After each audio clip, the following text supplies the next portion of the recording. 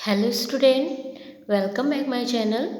Student, आज हम video में यूजीसी नेट के फर्स्ट पेपर का जो पीवाईक्यू हमने डिस्कस कर रहा था किया है पिछले वीडियो में, उसको हमने आगे आज देखना है। स्टूडेंट, कुछ दिनों से कुछ 2-4 दिनों से तब अस्वस्थता के कारण हमारा वीडियो अपलोड नहीं हो पा रहा था, लेकिन अब आपको वीडियो मिलेगा। ठीक है, तो आगे हम पीवाईक्यू देखेंगे।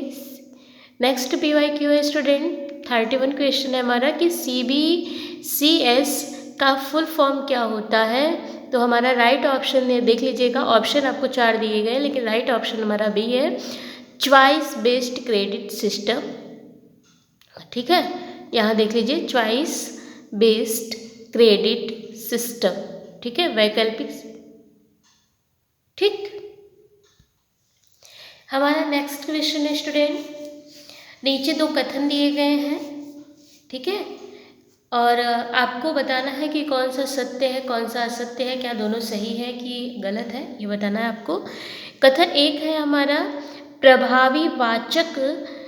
प्रभावी वाचिक संप्रेषण हेतु सटीक शब्दों का चयन आवश्यक है। मतलब हमको हमारा जो कम्युनिकेशन है वो प्रभावी हो, इफ़ेक्टिव हो, इसके लिए हमारे जो शब्द हैं क्या वो सटीक होने चाहिए, ये कथन है।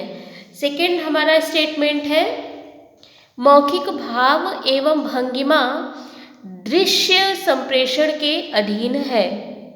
मौखिक भाव एवं भंगिमा, भाव भंगिमा का मतलब जो हम एक्टिविटी करते हैं उससे तात्पर्य है। तो मौखिक भाव एवं भंगिमा दृश्य संप्रेषण, दृश्य मतलब जो हमें दिखाई दे, विजुअल हो, दृश्य संप्रेषण के अधीन है। क्या दोनों सही है या दोनों गलत है या एक सही एक गलत है? तो स्टूडेंट, आपको पता है कि कम्युनिकेशन के लिए अगर आप वाचन की बात करें तो अगर आप शब्द से ओरल अगर आप कम्युनिकेशन कर रहे हैं तो आपके जो शब्द होने चाहिए वो कैसे होने चाहिए, बिल्कुल सटीक होने चाहिए, एक्चुअल वर्ड होना चाहिए, है ना। तब आपका जो संप्रेषण का कार्य, जो कम्युनिकेशन का कार्य है वो अच्छी ढंग से हो पाएगा। अगर आपने अपने शब्दों को, अपनी बातों को, अपने विचारों को सही ढंग से प्रस्तुत नहीं कर पाया तो आप कम्युनिकेशन सही ढंग से नहीं कर पाएंगे, है ना। तो हमारा फर्स्ट ऑप्शन ये सही है, हमारा फर्स्ट स्टेटमेंट जो है ये सही है, राइट है। सेकेंड स्टेटमेंट जो है कि हमको मौखिक भाव भंगिमा का दृश्य संप्रेषण के अधिक होना चाहिए। तो दृश्य मतलब दिखाई देना। ठीक है, तो आपके जो हाव भाव होते हैं, आपके चेहरे की भाव भंगिमा, आपकी बॉडी लैंग्वेज जो होती है वो भी काफ़ी मैटर करता है आपके कम्युनिकेशन में। तो सेकेंड ऑप्शन भी हमारा राइट है कि मौखिक भाव एवं भंगिमा दृश्य संप्रेषण के अधीन है, ये हमारा भी सही है। तो दोनों स्टेटमेंट स्टूडेंट हमारा सही है। तो इस तरह से आप इसका थोड़ा सा व्याख्या देख लीजिए, ठीक है, इसको पढ़ लीजिएगा और अच्छे से आपको समझ में आएगा। नेक्स्ट क्वेश्चन हम आगे देखते हैं स्टूडेंट। नेक्स्ट क्वेश्चन है, मूलतः सभी समतावादी समाज ऐसे समाज हैं जो वैयक्तिक स्वतंत्रता को संरक्षित नहीं करते हैं। अधोलिखित कथनों में से कौन सा कथन उपरोक्त के संदर्भ में सही है? एक बार फिर से पढ़ लीजिए।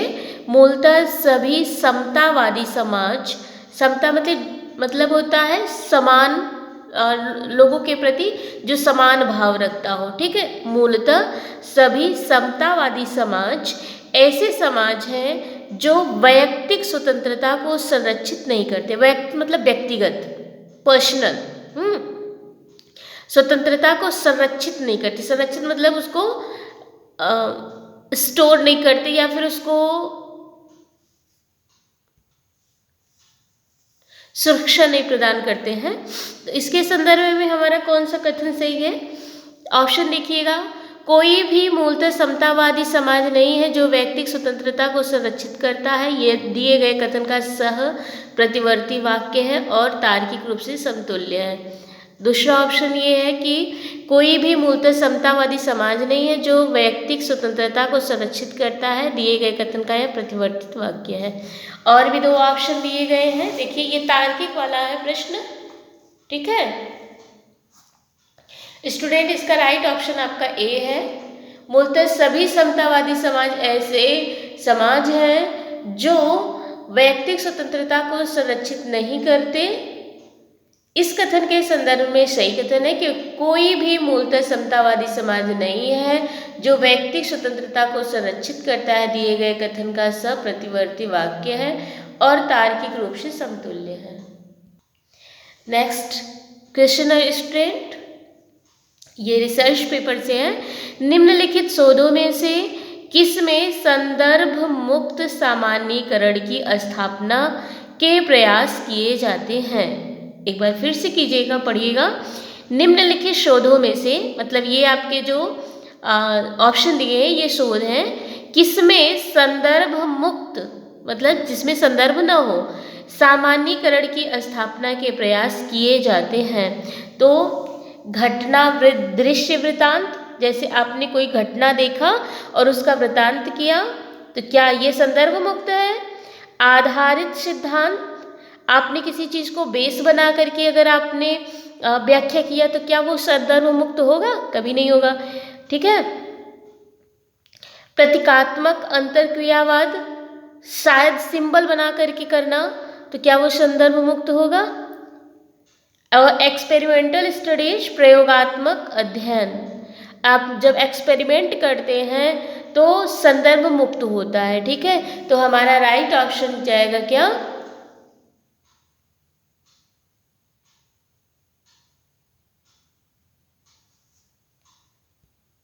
हमारा राइट ऑप्शन है स्टूडेंट प्रयोगात्मक अध्ययन।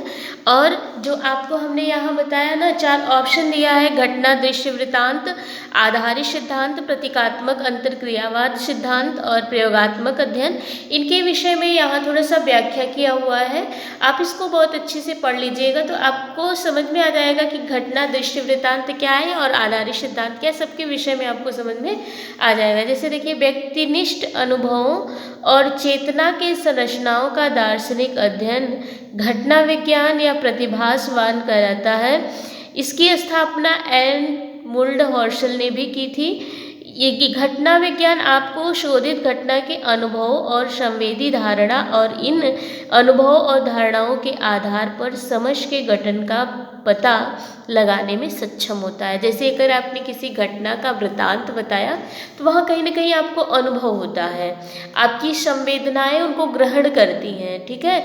और धीरे धीरे क्या होता है, फिर ऐसी घटना आपके सामने आएंगी तो उसी बेस पे आप कुछ तर्क लगा सकते हैं। इसी तरह से आपको बताया जाता है कि आधारित सिद्धांत क्या है, प्रतीकात्मक अंतरक्रियावाद क्या है और प्रयोगात्मक अध्ययन क्या है। इसके विषय में थोड़ी थोड़ी आपको यहाँ बताएगी, आप बहुत अच्छे से पढ़ लीजिए इसको। नेक्स्ट क्वेश्चन है स्टूडेंट, 2 सूची दी गई है, सूची 1 और सूची 2, दोनों को आपको मैच कराना है। दोनों में है क्या, तो पहले सूची में आपका संप्रेषण के प्रकार है और दूसरे में उसकी विशेषताएं हैं, लेकिन ये सही क्रम में नहीं है तो आपको सही क्रम में लगाना होगा, ठीक है।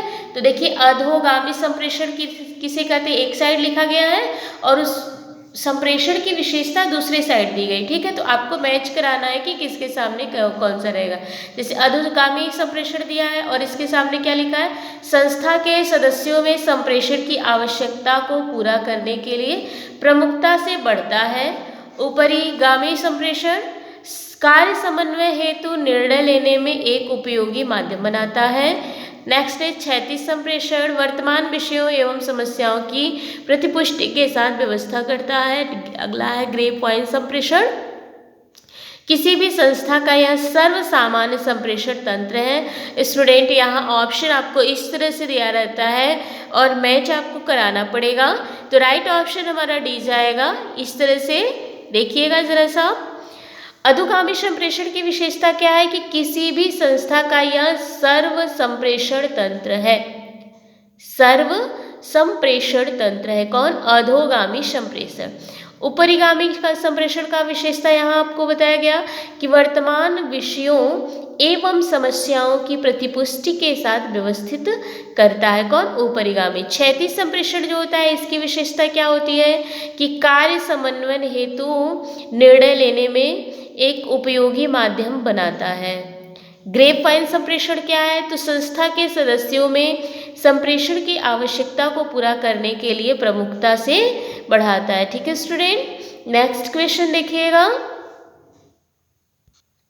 नेक्स्ट क्वेश्चन है स्टूडेंट, कथन दिया गया है 1 और 2 कथन दिए गए हैं, स्टेटमेंट है और उसको आपको बताना है कि ये सत्य है कि असत्य है, क्या है। तो क्वेश्चन है कि ध्वनि प्रदूषण का प्रतिकूल प्रभाव व्यक्ति की श्रवण शक्ति के साथ साथ मानसिक स्वास्थ्य पर भी पड़ता है। तो क्या आपको लगता है ये सही है कि गलत? ध्यान में पहले से ही रखिएगा कि ध्वनि प्रदूषण कैसे फैलता है। जैसे आपने हार्न बजाया, बहुत ज़्यादा बजा दिया। अक्सर लोग क्या करते हैं, जब आपका रेलवे ट्रैक जो होता है, फाटक होता है, वो गिरा होता है, रेलवे क्रॉसिंग का जो होता है वो गिरा होता है, तो लोग निरर्थक रूप से आप कह सकते हो कि हार्न देते हैं। आपको पता है जबकि ट्रेन की क्रॉसिंग है, ट्रेन जाने वाली है तो उठने वाला नहीं है, लेकिन लोग क्या करते हैं, हार्न देते रहते हैं। तो क्या होता है, इससे ध्वनि प्रदूषण ही तो हो रहा है। निरर्थक आप हार्न बजा रहे हो, निरर्थक आप बहुत तेज से बैंड बाजा बजा रहे हो, डीजे बजा रहे हो, तो क्या है, ये ध्वनि प्रदूषण ही तो है। तो ध्वनि प्रदूषण का क्या केवल प्रभाव हमारे श्रवण शक्ति पे पड़ता है। तो श्रवण शक्ति के साथ देखिए, जब बहुत ज़्यादा शोरगुल में आप रहते तो आपके सिर में दर्द होने लगता है, अब बहुत चिड़चिड़े हो जाते हो, होते ना, आपने इसको अनुभव किया होगा। तो वही कह रहे हैं कि ध्वनि प्रदूषण का प्रतिकूल प्रभाव व्यक्ति की श्रवण शक्ति के साथ साथ मानसिक स्वास्थ्य पर भी पड़ता है। तो आपको क्या लगता है, क्या ये कथन सत्य है? अपने मस्तिष्क में इसका आंसर बना के रखिएगा, आगे मैं बताऊंगी आपको। सेकेंड कथन है हमारा, स्टेटमेंट है कि मानवीय अवधारणा ध्वनि स्तर के संबंध में रैखिक है। मानवीय अवधारणा ध्वनि स्तर के संबंध में रैखिक है। क्या रेखाओं से आप इसको माप सकते हैं? ध्वनि स्तर के, इसका तो डेसिबल होता है ना, ठीक है। तो क्या आपका कथन 1 सही है कि कथन 1, 2 दोनों सही है, या फिर आपका कोई कथन सही नहीं है? तो राइट ऑप्शन आप क्या लेंगे, देखिए यहाँ दिया हुआ है कि ध्वनि प्रदूषण का प्रतिकूल प्रभाव व्यक्ति की श्रवण शक्ति के साथ साथ मानसिक स्वास्थ्य पर पड़ता है। ये हमारा कथन सत्य है, क्योंकि ध्वनि प्रदूषण मानवीय जीवन में प्रतिदिन होने वाला प्रदूषण है, जो इसे श्रवण संबंधी शारीरिक, मानसिक, संज्ञानात्मक समस्याओं से हो सकती हैं। और कथन 2 जो है कि मानवीय अवधारणा ध्वनि प्रदूषण के संबंध में रैखिक होती है, तो ये गलत है। रैखिक न होकर के ये कैसी होती है, क्षैतिज होती है। कैसी होती है? क्षैतिज होती है, ठीक है। और ये हमारा कथन असत्य, मतलब स्टेटमेंट 1 सही है हमारा, लेकिन 2 गलत है, ठीक है। नेक्स्ट देखिए, कथन यहाँ भी 2 स्टेटमेंट दिए गए, ये आईसीटी से दिख रहा है, आपका रिसर्च से है, लेकिन आईसीटी भी कनेक्टेड है। देखिए, अनुसंधान में प्रदत्त विश्लेषण एक तकनीकी कार्य होने के कारण अनुसंधान आचार शास्त्र अधिक महत्वपूर्ण नहीं है। और दूसरा है हमारा, अनुसंधान के लगभग प्रत्येक चरण में आईसीटी सहायक होता है। क्या दोनों कथन सही है या एक कथन सही है? दोनों गलत है। इस तरह से ऑप्शन है आपका। एक बार फिर से आप स्टेटमेंट पढ़िएगा। पहला स्टेटमेंट है कि अनुसंधान में प्रदत्त विश्लेषण, प्रदत्त मतलब जो आपने डाटा कलेक्ट किया है, जो आंकड़ा आपने लिया है, उसको प्रदत्त कहते हैं। तो प्रदत्त विश्लेषण एक तकनीकी कार्य होने के कारण अनुसंधान आचार शास्त्र अधिक महत्वपूर्ण नहीं है।